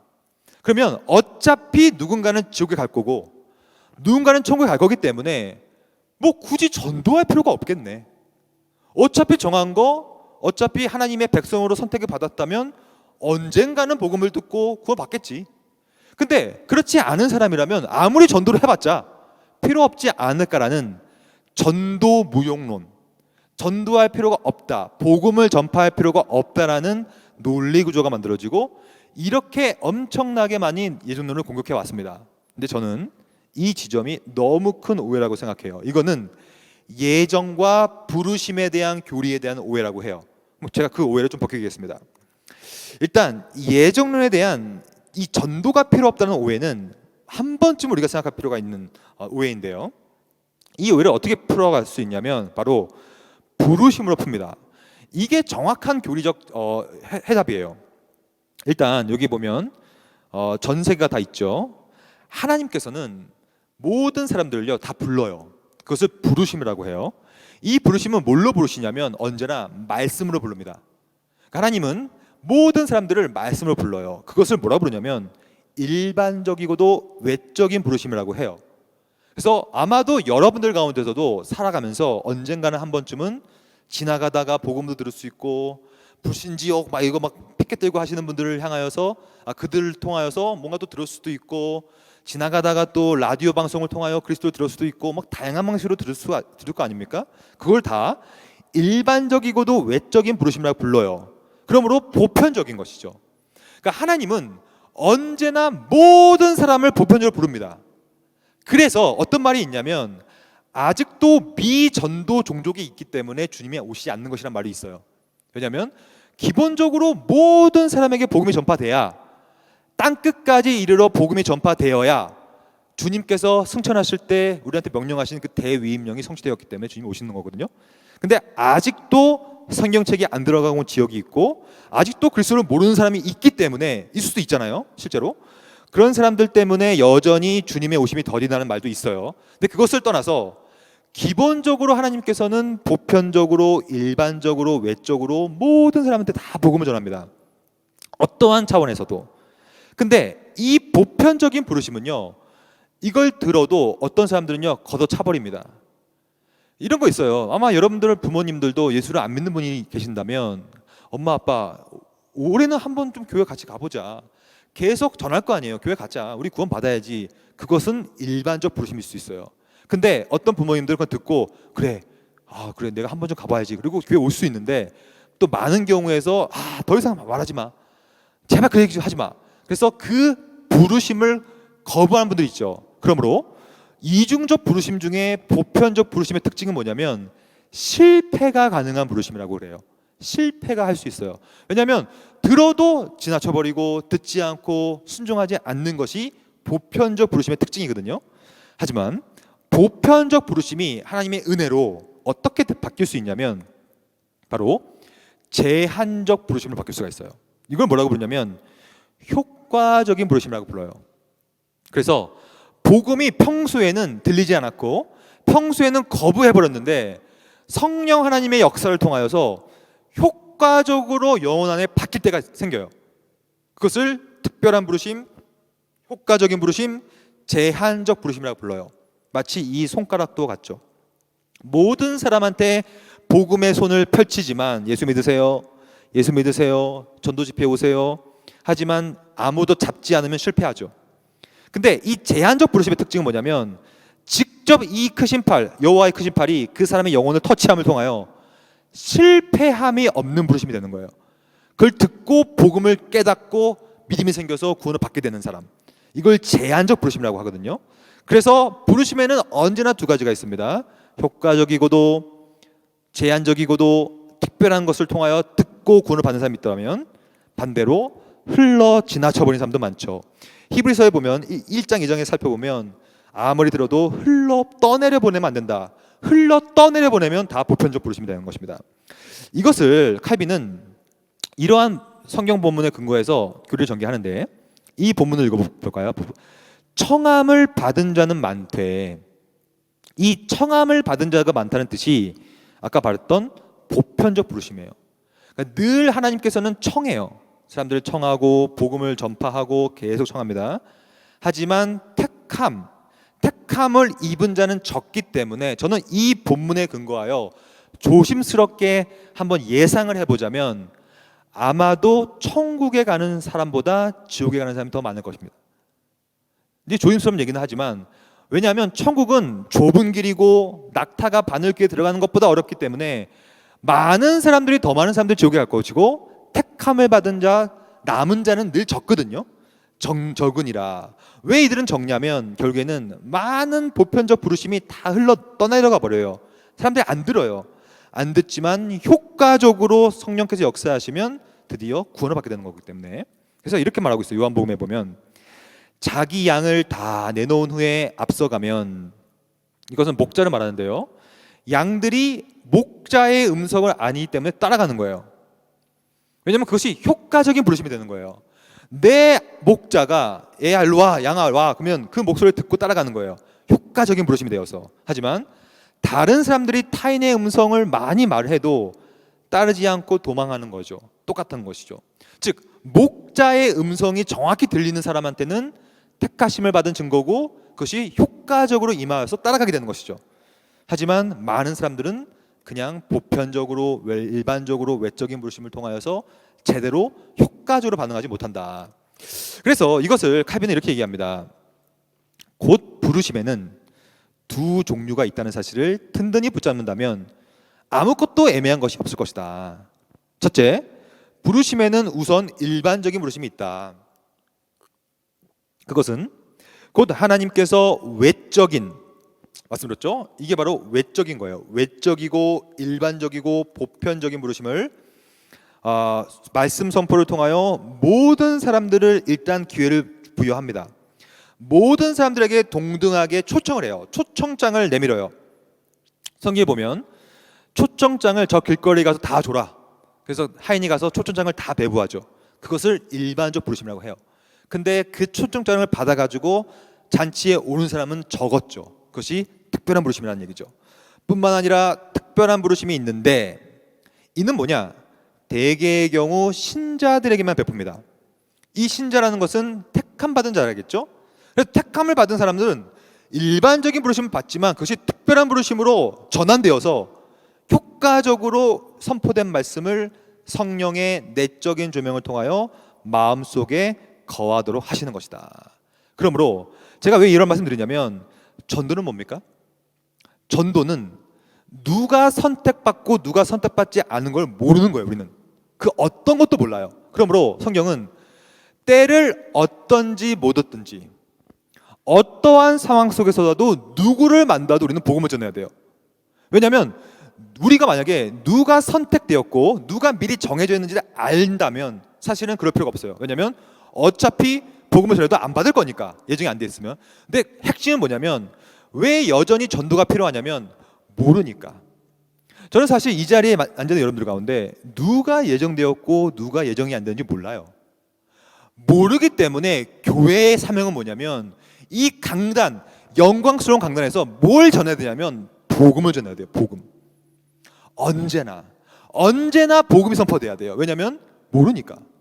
교회를 다 나와서 앉아있다고 해서 구원받은지 모르거든요. 실제로 초대교회 교부였던 아우구스티누스라는 아주 유명한 신학자가 있는데 그분은 뭐라고 했냐면 교회 안에는 언제나요 알곡과 쭉정이가 모여있더라고 그랬어요. 그리고 건강한 물고기와 죽어서 물에 둥둥 뜨는 물고기가 교회 안에는 늘 모여있는 것이다. 그렇게 말했어요. 그러므로 모르니까 심지어 교회 안에도 모르는데 밖에 나가서 더 모르잖아요. 그러니까 우리는 언제나 복음을 전해야죠. 일반적 부르심의 차원에서 복음을 전해야죠. 왜냐하면 복음을 전할 때 누군가에게는 그것이 효과적인 부르심이 되겠죠. 그리하여 여기 말씀처럼 이 외적으로 선포된 말씀을 성령의 내적인 조명을 통하여 그 마음속에 역사함을 기대하면서 던져야 되겠죠. 우리의 사명은 뭔지 아십니까? 그러므로 때를 얻든지 못 얻든지 끊임없이 복음의 씨앗을 무차별적으로 던져야 돼요. 그러면 성경 말하고 있어요. 그 씨를 던지면 그 씨를 자라나게 하시는 이는 하나님이시다. 그것을 믿고 던지는 거예요. 그러므로 예정을 우리가 받는다고 해서 전도문이 막힌다거나 전도가 필요 없다는 것은 너무나 잘못된 오해죠. 오히려 예정이 불가해하고 이해할 수 없고 누가 된지 모르기 때문에 더 복음 전파를 해야 됩니다. 누가 예정된지 모르기 때문에 계속해서 우리의 복음 선포가 바로 그의 음성, 목자의 음성이 될 수 있도록 전해야 되는 것이고 끊임없이 우리의 일반적이고도 외적이고도 보편적인 부르심이 어느 순간 효과적이고 특별하고 제한적 부르심으로 변경되어질 수 있도록 오늘도 내일도 영원토록 우리는 복음을 전해야 됩니다. 이렇게 봤을 때 예정이 전도문을 막습니까? 아니죠. 전혀 아니에요. 저는 오히려 예정을 더 깊이 알면요 복음 전도의 그 강력한 힘들이 더 폭발력 있게 작용할 수 있다고 생각하거든요. 너무 큰 오해죠. 그래서 저는 이 전도가 필요 없다는 것은요 예정과 부르심, 특별히 이중 예정과 이중 부르심에 대한 기본적인 이해가 없기 때문에 잘못된 적용이 된 것이다라고 생각합니다. 두 번째 오해는 좀 더 신학적인 오해인데요.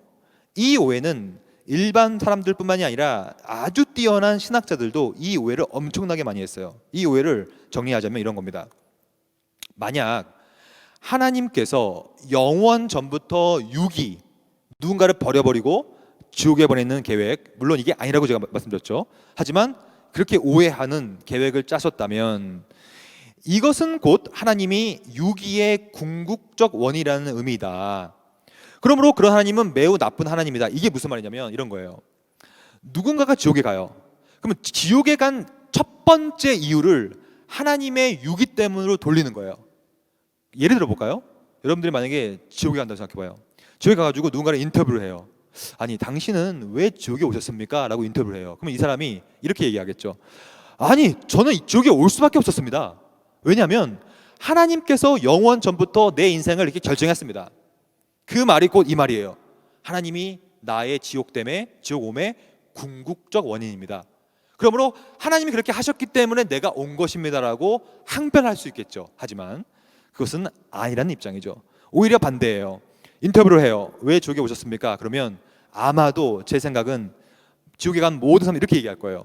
울면서 제가 너무 큰 죄를 평생 동안 지었고 그렇게 내가 내 아내와 내 친구들로부터 교회 오자 회개하라 이런 말을 많이 들었지만 저는 그것을 맨날 거부했고 다 뒷등으로도 안 들었습니다. 그래서 내가 오늘도 죄를 지었고 평생 죄를 지음을 통하여 왜냐하면 지옥에 가면요 천국도 마찬가지예요. 우리가 이 땅에 살아서 했던 모든 일들이 전부 다 왜냐하면 지적으로 부활체가 있기 때문에 완벽하게 우리의 인식 구조가 바뀌거든요.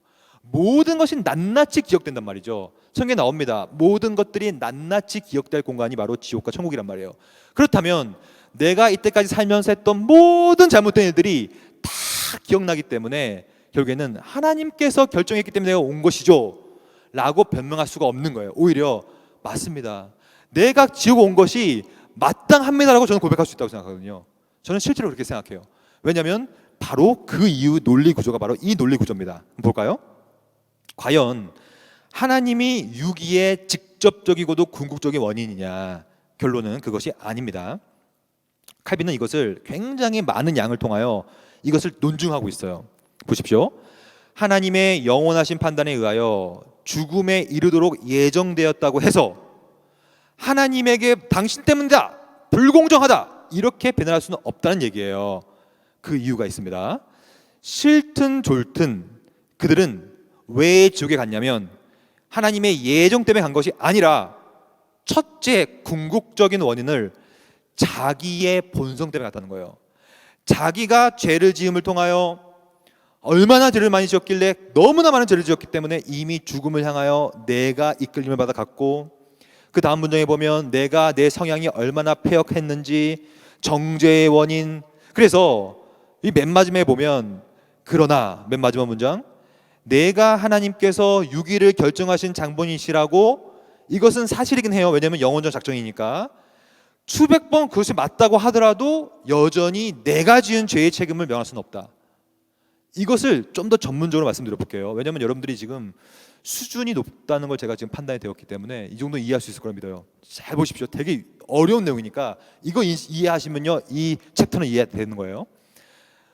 궁극적인 원인을 따지고 있습니다.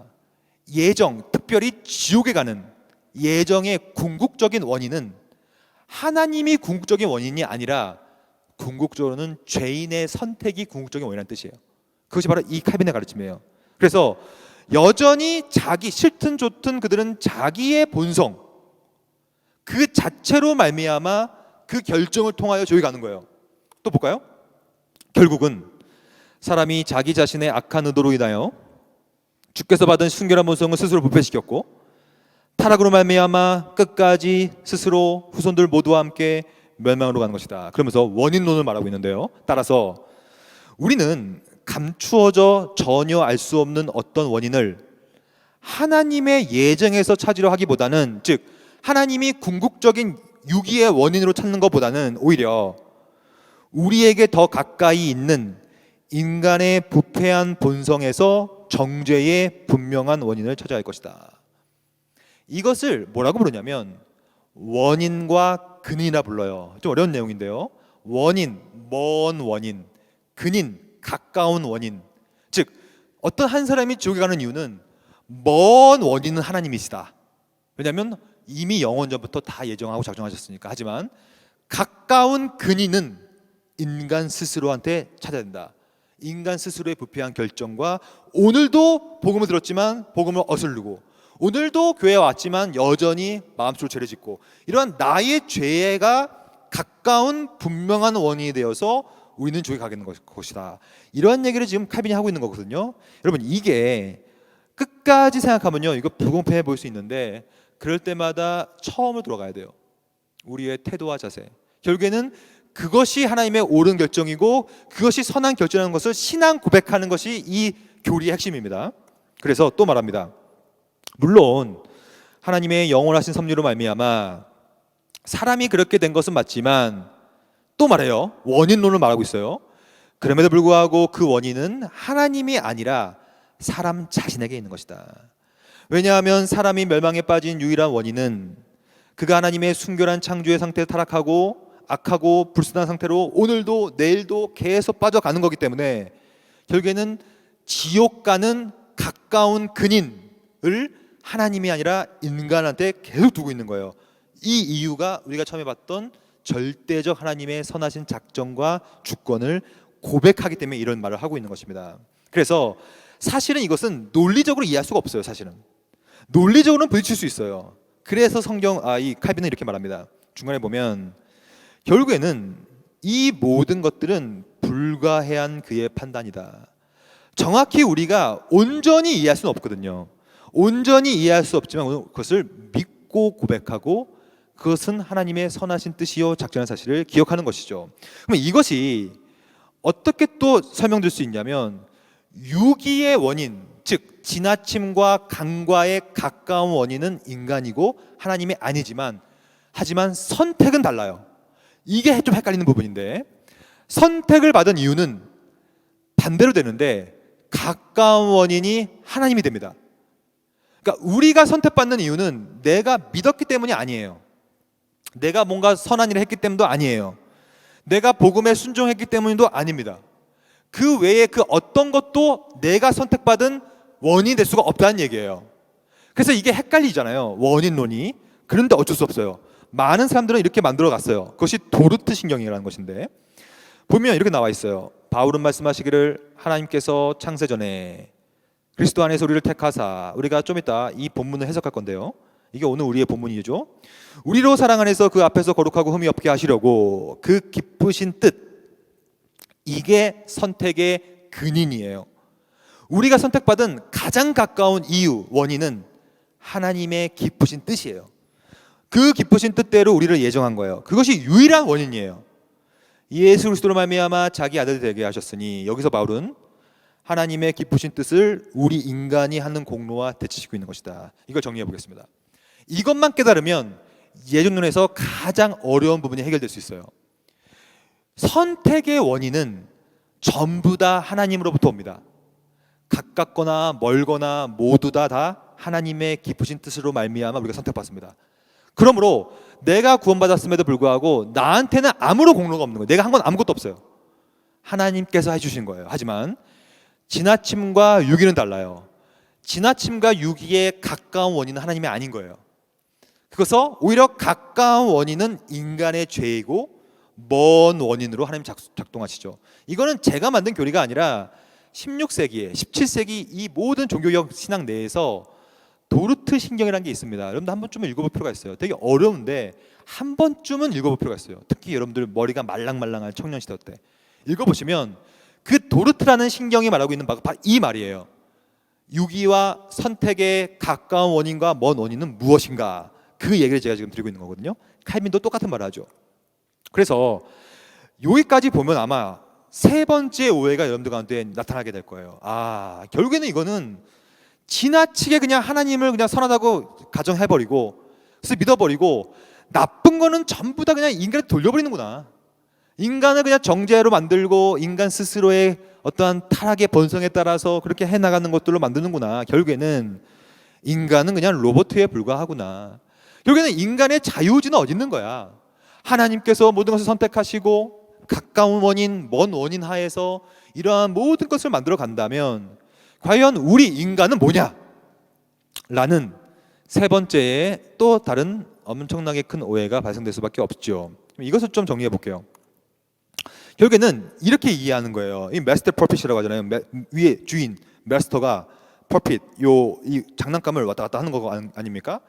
마치 많은 사람들이 이렇게 예정을 운명론으로 오해하죠. 결국에는 영원 전에 하나님께서 자신의 기쁘신 뜻에 따라서 누군가는 선택하고 또 자신의 선택 따라서 누군가는 지나치시고 그리하여 다 정해져 있기 때문에 인간의 자유의지는 없는 것이다. 어차피 예정은 인간의 자유 선택 의지를 말살해버리고 우리는 로봇가 되어서 결국에는 그렇게 살아가는 것이다 라고 너무나 큰 오해가 시작되기 시작하는 것이죠. 근데 저는 이 오해도 너무나 큰 오해이기 때문에 벗기려고 합니다. 일단 이것을 벗기려면 많은 신학자들이 이 개념을 사용함으로 이 오해를 벗기려고 했습니다. 이게 뭐냐면 소위 제1차 원인, 제2차 원이라는 표현이에요. 이게 뭐냐면 어떠한 일이 벌어질 때 궁극적인 제1차 원인은 늘 하나님이에요. 그러면 하나님께서 하지만 홀로 일하지 않아요. 하나님은 언제나 인간을 통하여 역사하세요. 그러면 인간은 뭐가 되느냐? 인간은 언제나 2차 원인이 됩니다. 그래서 1차 원인과 2차 원인이 함께 협력하는 것이 이 세상에 펼쳐지는 섭리의 방식이에요. 예를 들어 볼게요. 이게 뭔지. 제가 지금 목이 말라요. 그래서 물을 먹을게요. 이거는 순전히 제 자유의지로 먹고 있습니다.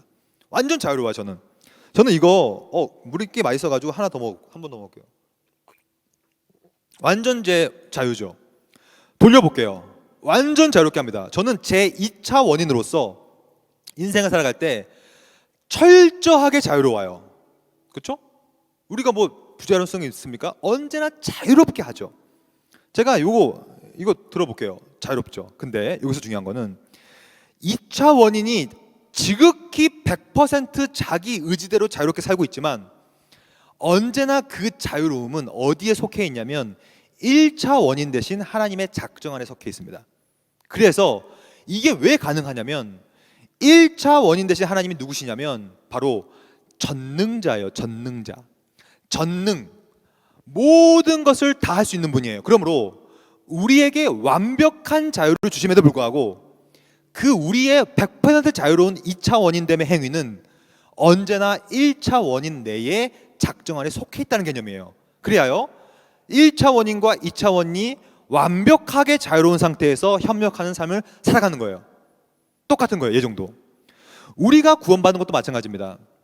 하나님께서 우리에게 일반적 부르심을 계속 주셨어요. 말씀을 보여드리고 구원을 받으라, 복음을 전파하고 그리스도를 믿으라.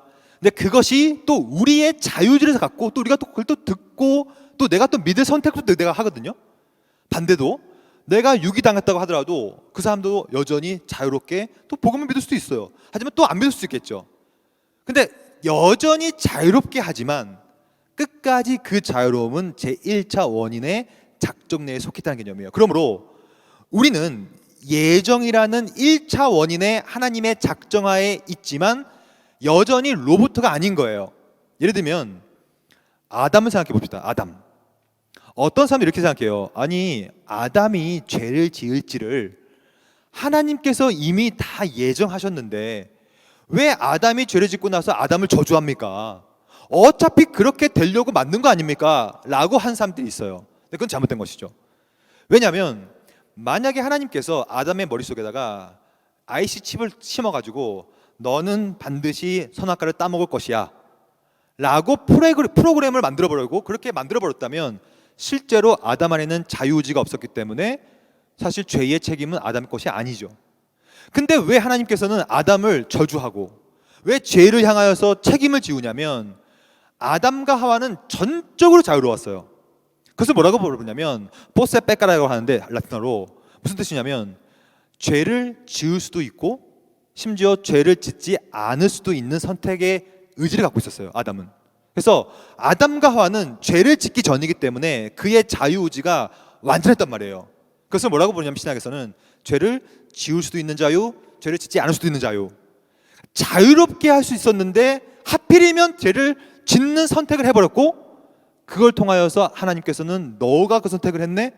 너가 죄의 책임을 져야 된다. 왜냐? 너는 로봇가 아니잖아. 이 말이거든요. 이 말을 바로 1차 원인, 2차 원이라는 말을 쓰는 거예요. 신적 협력이라는 개념이죠. 굉장히 중요한 개념이에요. 이 개념은 우리 이 합동측 교단, 우리가 속한 이 대전중앙과 마찬가지죠.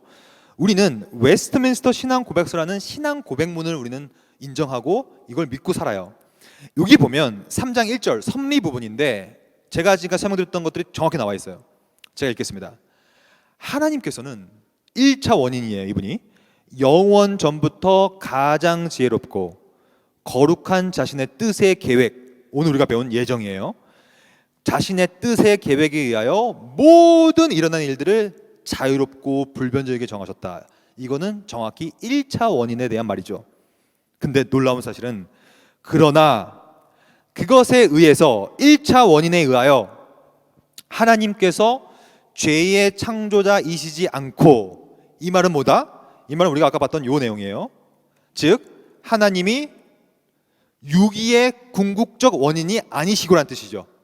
그 말이죠. 왜냐하면 인간이 자유 선택 의지를 통하여 죄를 지었으니까 그 말입니다. 맞죠? 그리하여 하나님께서 죄의 궁극적 원인, 즉 전문용어로 말하면 타락의 근인이 아니시고라는 뜻이에요. 타락에 가까운 원인이 아니시고, 두 번째, 우리 피조물 제2차 원인들의 의지가 침해당하지도 않고, 왜냐하면 저도 오늘도 이렇게 자유롭게 살아가니까 완전 저는 이거 마음대로 돌립니다. 저는 자유롭게. 근데 이 자유로움에 대해서 하나님께서는 다 미리 작정하셨겠죠. 왜냐하면 하나님은 작정 안 할 수가 없어요. 왜냐? 그분은 전지하시기 때문에. 하나님께서 작정하지 않는다는 뜻은 무슨 뜻이냐면 우리들이 자유롭게 할 때 하나님께서 놀란다는 개념이에요. 너가 그렇게 할 줄 몰랐는데? 그러면 그것은 하나님이 전지하지 않고 작정을 안 했다는 뜻인데, 하나님은 아마도 절대로 놀라지 않을 거예요. 하나님께서는 이 팬데믹 현상도 놀라지 않아요. 왜냐하면 다 하나님의 작정 안에 있었기 때문에. 그렇잖아요. 그것이 하나님이 아닙니까? 피조물들의 의지가 침해당하지도 않고, 다른 말로 하면 자유스럽게 한다는 뜻이죠. 또 제2원인이란 말이 등장했죠. 제가 아까 말씀드린 요거예요. 제2차 원인들, 인간들의 자유도 제거되지 않아요. 또한 우리 가운데 있는 우연함도 제거되지 않아요. 오히려 하나님의 크신 작정 내에서 인간의 철저한 자유의지가 확립되어지죠. 그러므로 지금도 천국에 가고 지옥에 가는 사람들을 향하여서, 특히 지옥에 가는 사람들을 향하여서 인터뷰를 해가지고 당신 왜 지옥에 왔습니까? 그러면 아니 하나님께서 정하셔서 왔죠. 왜 하필이면 하나님께서 나를 지옥에 보내는 작정을 하셔가지고 내가 여기 왔습니다라고 변명할 수 없는 거예요. 오히려 반대죠. 자극히 자유롭게 내가 마음대로 죄를 지었기 때문에 거기 간 거예요. 그렇게밖에 볼 수 없는 것이죠. 이거는 신앙 고백서입니다. 신앙의 고백. 즉 이것은 논리적으로 이해하는 것이 아니라 이렇다는 사실을 성경에 근거하여 신앙적으로 우리가 고백하는 거예요. 그러면 이 세 가지의 오해를 풀면 우리의 책임과 역할은 뭔지가 남겠죠. 첫째, 우리는 자세와 태도를 배웠죠. 예정이 뭔지를 배웠죠. 성경의 근거를 배웠죠. 세 가지의 근본적인 오해들도 하나씩 좀 풀어갈 작업을 했습니다. 마지막으로 우리가 남은 건 뭐냐면, 그러면 이것은 과연 우리한테 어떠한 적용점을 주는가의 문제입니다. 이걸 좀 다루고 마칠 건데요. 일단 저는 이것을 정말 많이 고민했어요. 저도 신학교에서 이 예정을 가르칠 때마다 너무나 많은 질문이 나오고 너무나 많은 오해가 많기 때문에 제가 나름대로 하나 만든 예화가 하나 있어요. 이 예화를 들어보시면 예정이 뭔지를 좀 더 이해할 수 있을 거라 생각합니다. 제가 만든 예화인데, 개미와 인간이 있습니다. 근데 인간들은 똑똑하잖아요. 그래서 똑똑한 인간들이, 과학자들이 봤을 때 내일 엄청나게 큰 홍수와 태풍이 오는 거예요. 전 세계 지구에. 그래가지고 저 산을 봤더니 산 중턱에 엄청나게 큰 개미 왕국이 있는 거예요. 개미 굴이 엄청나게 큽니다. 근데 인간들이 봤을 때 가만 놔두면 내일 홍수 때문에 저 개미들이 싹 다 죽을 것 같아요. 그래가지고 인간들이 이러면 안 되겠다. 우리가 내일 예보가 있으니까 우리가 포크레인을 갖고 가가지고 그 개미 굴을 한 번에 파가지고 아주 안전한 곳에 놔두자. 그래서 그 개미들을 살려놓자라고 결정했어요. 그래서 바로 과학자들과 더불어 많은 포크레인이 가가지고 산에 올라갔습니다. 산에 올라가다 보니까 개미들이 그 모습을 본 거예요. 개미들이 보고 저 뭐야? 인간들이 올라온다. 인간들이 포크레인을 갖고 올라온다. 그러면서 뭐라고 소문이 들어왔냐면, 인간들이 드디어 우리 개미 왕국을 망가뜨리고 부서뜨리고 우리를 다 죽이려고 올라온다라고 헛소문이 난 거예요. 그래가지고 개미들을 다 모은 거예요. 개미 왕국에서. 그래서 우리가 이대로는 죽을 수 없다. 당장 나가가지고 저 개미들, 저 포크레인을 싹 다 갉아 먹어버리고 인간들을 다 물어가지고 다 쫓아버리자. 그래가지고 막 개미들이 막 또 나와가지고 막 포크레인을 막 방해하고 막 그러는 거예요. 자 보십시오. 인간들이 그 개미 왕국에 들어간 이유는 뭡니까?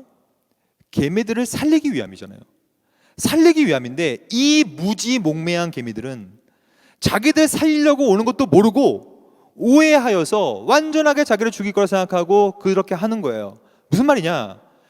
개미는 아무리 똑똑한 개미도요 인간의 생각을 이해 못해요. 이해할 수 있을 것 같습니까? 개미는 죽었다 깨어나도 인간이 무슨 생각을 하고 있는지, 인간이 왜 그렇게 하는지를 몰라요.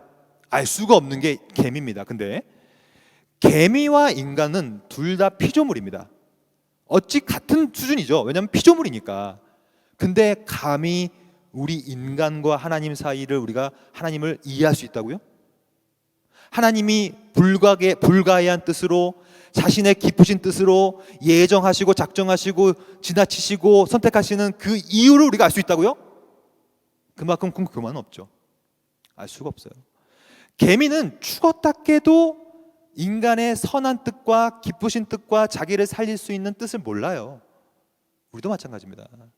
예정론은 그러므로 뭘 어떻게 결론이 나느냐면 엄청난 질적인 차이가 하나님과 인간 사이에 있기 때문에 결국에는 하나님께서 그렇게 선택하셨다면, 또한 그렇게 결정하시고 성경에 기록하여 놓으셨다면, 그렇게 하신다면 그것은 우리를 살리기 위함이고 선하시고 옳은 뜻이라는 사실을 고백하고 인정하고 예배하는 것이 예정론이지, 어찌 감히 우리가 개미처럼 가서 포크레인을 없앨 수 있겠습니까?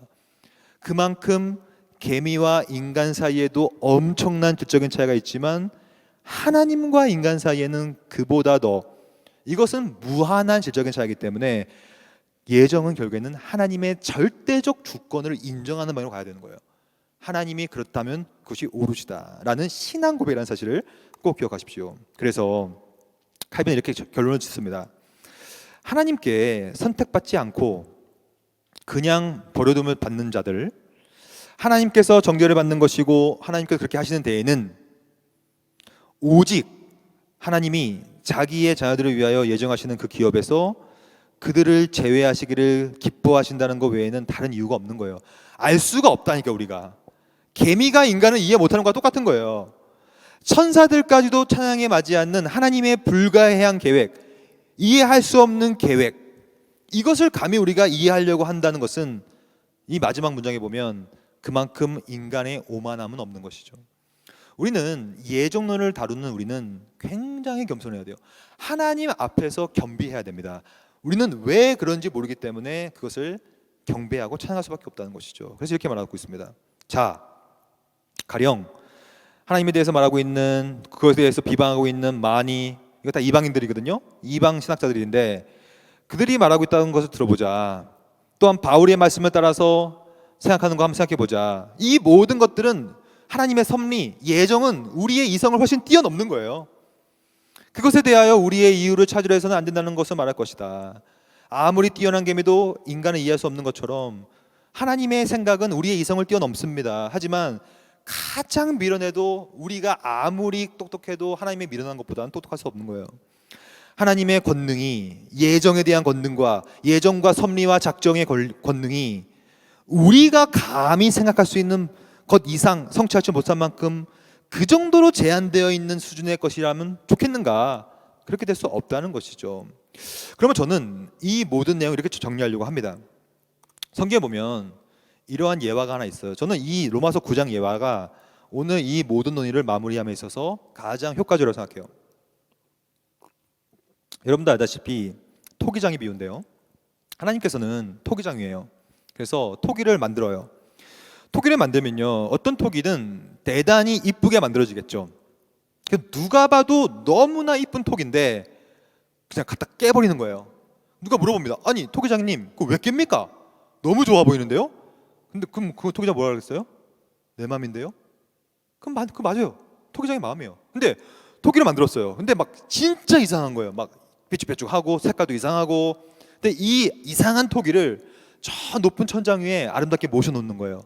그럼 누가 물어보죠. 아니 왜 그거는 이상한데 거기 올려놓습니까? 그러면 토기장이 뭐라 그랬어요? 그건 내 마음인데요? 내가 만들었는데요. 내가 만들었으니 내 마음대로 하는 건데요. 그거 뭐라고 할 사람 있습니까? 라고 얘기하는 게 토기장의 비유예요. 토기장의 비유가 오늘 우리가 말한 이 모든 예정론을 효과적으로 정리할 수 있는 아주 중요한 비유예요. 로마서 9장 20절 21절 이 사람아, 우리한테 말하는 것입니다. 이 사람아, 예정론을 공부하고 있는 너희들아, 네가 누구길래 감히 하나님께 반문하냐. 지음을 받은 물건이 지은 자에게 어찌 나를 이같이 만들어가냐 말하겠느냐. 토기장이가 진흙 한 덩이로 하나는 귀 있을 그릇을, 하나는 천 있을 그릇을 만들 권한이 없겠느냐. 절대 주권이죠. 하나님 절대 주권이에요. 토기장이 마음인 거예요. 그러므로 바른 신관이에요. 하지만 그 토기장이가 우리는 악하다고 고백하지 않아요. 선하다고 고백했죠. 그 토기장이가 심지어는 우리의 아버지라고 고백하죠. 아버지이기 때문에 우리에게 실제 뱀을 던지지 않아요. 하지만 아들이기 때문에 징계를 주죠. 징계가 없으면 사생자니까. 그럼에도 불구하고 그분은 옳은 거예요. 왜냐? 선하신 토기장의 아버지시니까. 그 다음 구절, 만일 하나님이 그의 진노를 보이시고 그의 능력을 알게 하시고자 멸하시기로 준비된 진노의 그릇을 오래 참으심으로 관용하시고 또한 영광 받기로 예비하신 바 긍휼의 그릇에 대하여 그 영광의 풍성함을 알게 하셔자 하셨더라도, 저는 이것을 맨 마지막 문장의 핵심이라 봐요. 과연 어떻게 하든지 우리가 과연 무슨 말을 하리요? 하나님께서 그 일을 기쁘시게 하셨다는 것이 그분의 뜻이고 그분의 생각인데 우리가 감히 뭐라고 할 것이요? 이 사람아, 네가 누구길래 감히 하나님께 반문하느냐. 절대 주권을 인정하는 얘기예요. 정리하겠습니다. 오늘 우리가 이 강의를 듣기 전에 에베소서 1장 5절부터 14절까지를 읽었습니다. 오늘 제 강의를 잘 들으신 분이라면 이 오늘 우리가 읽은 본문을 더 잘 이해할 수 있을 거예요. 이 본문은 에베소서 1장 5절, 이 본문은 예정에 대해서 가장 잘 표현되어진 본문이에요. 제가 이것을 짧게 넘어가면서 총정리를 할 테니 다시 들어보시고 예정론이 얼마나 성경적이고 얼마나 절대 주권적이며 얼마나 우리에게 필요한 교리인지를 깨닫는 귀한 시간 되었으면 좋겠습니다. 읽겠습니다. 제가 그 기쁘신 뜻대로, 여기서 끝났죠. 예정은 우리의 뜻대로가 아니에요. 우리의 기쁘신 뜻이 아니에요. 예정은 그 하나님의 기쁘신 뜻, 그게 유일한 원인이에요. 그 기쁘신 뜻이기 때문에, 선하신 분이 기쁘시기 때문에 그것이 옳은 거예요. 기쁜 거예요. 맞는 거예요. 그 기쁘신 뜻대로 우리를 예정한 거예요. 왜냐? 그리스도로 말미암아 자기 아들들, 즉 하나님의 자녀로 만들기 위하여. 그 이유 말했죠. 사랑이에요. 사랑. 예정의 궁극적인 이유는 사랑해서 선택하는 거예요. 그래야 우리에게 은혜의 영광을 주시는 것이죠. 그럼 우리는 어떻게 되는 것이냐? 우리는 그렇게 되면 그리스도 안에서 풍성함을 받는 거예요.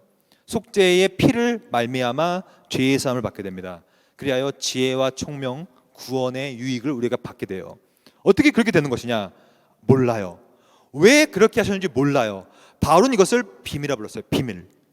비밀은 알 수가 없는 거예요. 그 뜻의 비밀을 우리에게 성경을 통해 계시한 것뿐이에요. 그런 것들이 있는 것이다. 근데 또 말하고 있습니다. 의도적인 것이죠. 반복적인 것이죠. 기뻐하심을 따라 그렇게 된 것이다. 네가 기뻐한 게 아니라 하나님 기뻐하시는 것이다. 그것이 그리스도 안에서 때가 찬 경륜을 위하여 또 말하죠. 예정하신 것이니 모든 것들을 다 통일하게 하십니다. 구원의 완성이죠. 영화죠. 또 나옵니다. 모든 일을 그의 뜻의 결정대로 일하시는 이 신앙고백서 13장 1절 제1차 원인인 하나님께서 모든 것을 기획 계획에 따라서 하십니다. 하지만 여전히 우리는 2차 원인으로서 철저히 자유롭죠. 그러므로 우리가 죄를 지으면 우리가 책임져야 됩니다. 우리가 거기 안에서 예정을 입어요. 기업이 돼요. 그리하여 우리가 할 것은 뭐냐면 그를 찬양하는 것이죠. 이게 우리의 태도죠. 그 안에서 너희도 진리의 말씀, 구원의 복음을 듣고 약속의 성령으로 인치심을 받고 기업의 보증을 받고 속량하셔서 예정론을 대한 우리의 태도, 자세, 이제 우리가 할 것은 하나님을 향하여 당신 왜 그랬습니까? 불공평합니다. 그게 아니라 하나님의 크신 영광을 찬송하게 하는 예배, 카빈이 말한 것처럼 경의와 놀라움을 깨닫는 거예요. 그것이 예정론입니다. 그러므로 이 마지막 좀 더 보고 마칠 건데요. 결국에는 이 영광을 찬송하게 하는 것, 저는 예정을 우리가 제대로 이해하면 결국에는 잘못된 신관을 우리 가운데 잡혀놓고 하나님을 자꾸 이상한 하나님 만드는 것이 아니라 오히려 선하시고 무한하게 거룩하시고 여전히 우리에게 자유를 주시면서 끝까지 우리를 책임져 주시는 너무나도 놀라운 찬송의 제사가 될 수밖에 없는 그런 놀라운 너무나 아름다운 교리라는 사실을 여러분 깨닫게 될 것입니다. 그러므로 마지막으로 저는 여러분들이 이 배운 내용을 그냥 이제 머리에 남기지 마시고 여기 나와 있는 것처럼 전인, 신학에서 전이라는 것은 뭘 뜻하냐면 영혼의 기능을 사용하라는 얘기예요. 영혼에는 지, 정, 의, 지정이라는 말 들어봤죠? 지정의의 개념이 있어요. 여러분들이 오늘은 들었어요. 예수님이 뭔지 지식적으로 들었어요. 그럼 이 지식을 이제는 열심히 묵상하시고 말씀을 통하여 깨달으심을 통하여서 이걸 통하여 하나님을 더 사랑하게 되고 하나님을 더 이해하게 되어서 하나님을 향한 감정을 품어야 돼요. 품게 되면 하나님을 사랑하게 되면요 가만히 있을 수가 없습니다. 반드시 우리의 의지를 사용하여 뭔가 행동을 취하기 마련이에요. 그것이 전인의 신앙생활이에요. 알고 끝나는 것이 제일 위험해요. 아무것도 모른 채 감정적으로 깨닫는 것, 믿는 것, 느끼는 것 더 위험해요. 더 위험한 거 말씀드릴까요? 아무것도 모르는데 하나님도 사랑하지 않는데 뭔가를 하는 거 제일 위험합니다. 그게 한국교회가 망가지는 지름길이에요. 그러므로 먼저 아시고 하나님을 깊이 아시고 청년의 시대 때 깊이 더 공부해야 돼요. 하나님을 공부하시고 교리를 공부하시고 말씀을 공부하셔서 하나님을 더 깊이 아시고 그 하나님을 사랑하셔서 이제 그 하나님의 사랑에 근거하여 무언가를 하시는 저와 여러분들 되기를 소망합니다. 배운 내용을 전의로 살아내시길 바라고 예정에 깊이 있는 교리들을 더 깊이 깨닫는 저와 여러분 되기를 소망합니다. 기도하겠습니다. 하나님 감사합니다. 성경은 많은 구절 속에서 선택과 또 선택받지 않음에 대해서 말하고 있습니다. 우리가 이 어려운 교리를 지금 들었습니다. 이 들음에서 끝나는 것이 아니라 더욱더 이해를 추구하게 하시고 그리하여 더 영광스러운 하나님을 깨닫게 하시고 하나님을 잘못된 이상한 신관으로 만들어서 하나님을 잔인하게 불공평하게 불공정한 하나님을 만드는 것이 아니라 그렇게 하셨다면 제1차 원인으로서 투기장이로서 절대 주권을 가진 분께서 그렇게 하신 것이 옳고 선하다는 사실을 고백하고 신앙 고백적으로 예정을 받을 수 있는 우리 모두 될 수 있도록 인도하여 주시옵소서. 오늘 하루도 우리를 예정하시고 우리를 향하여 아들 예수를 보내신 하나님의 놀라운 사랑을 경험하고 우리도 그 사랑을 모든 자들에게 전파할 수 있는 그리하여 우리가 외적인 부르심, 보편적 부르심의 통로가 되어질 수 있도록 인도하여 주시옵소서. 이 모든 말씀 예수님 이름으로 기도드립니다. 아멘.